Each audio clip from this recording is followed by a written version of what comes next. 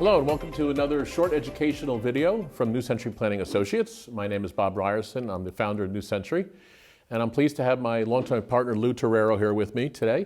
Lou, you're a CPA, but you have another professional designation called CITRIMS.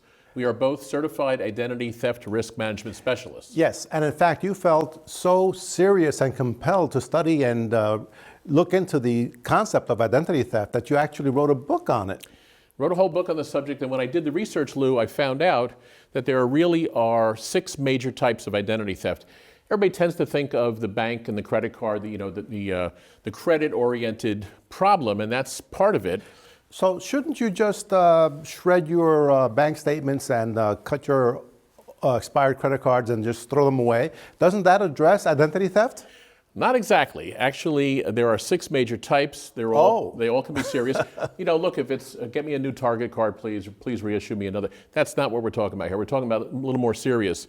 There is driver's license identity theft. Tons of fake driver's licenses come in from China all the time.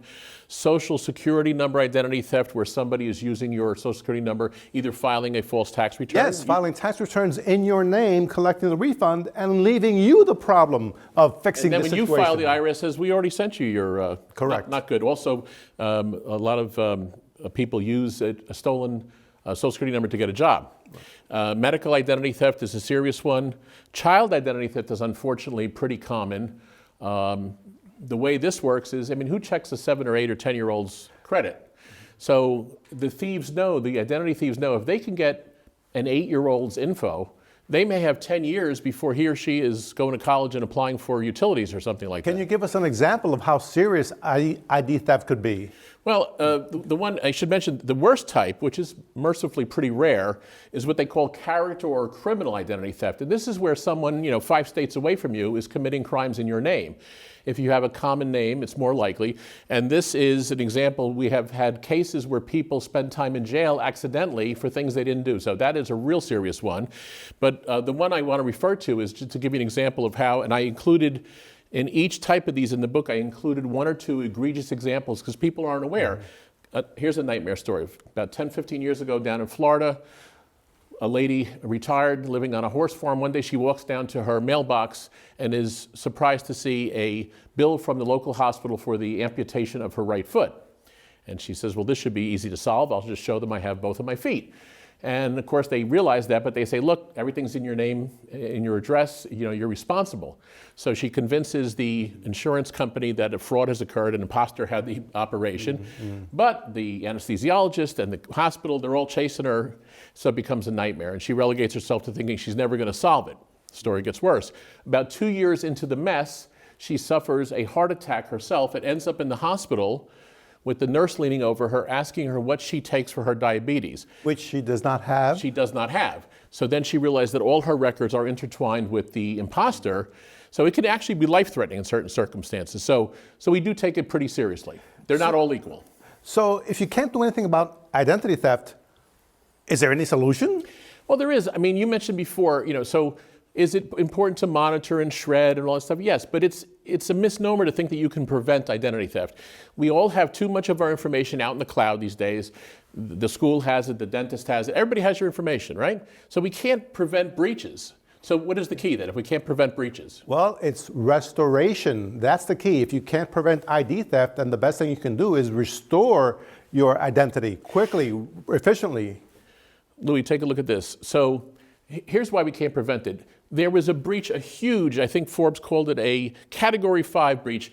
Equifax is one of the credit bureaus. They're supposed to be protecting our identity.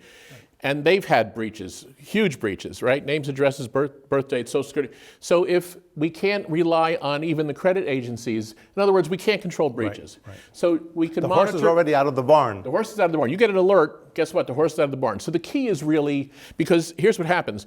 When there is a breach, the dark web, if you're not familiar with it, your information is sold very cheaply, $20, $10, $50. All your information is sold on the dark web, and that's how things happen. So when you say restoration is the key, because we know that some of these, we gave the example, some of these things can go on for years, right? Yes.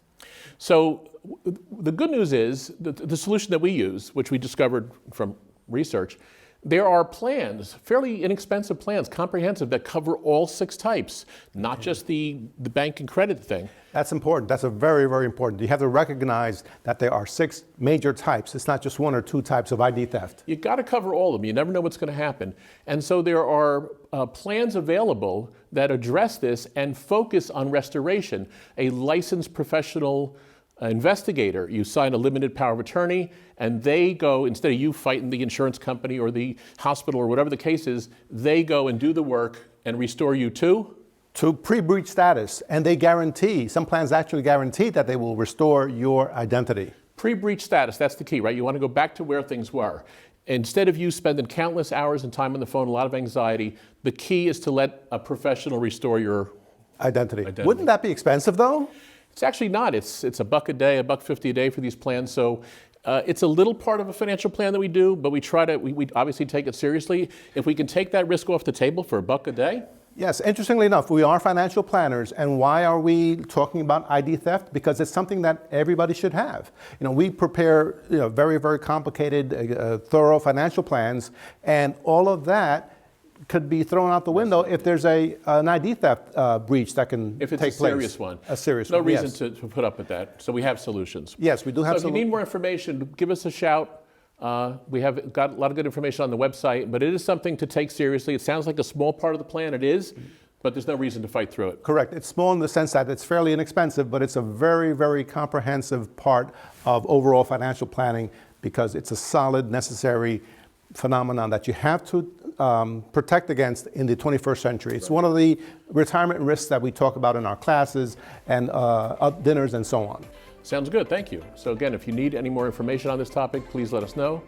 Call us, stop in, email us. The website has great information as well. Thank you.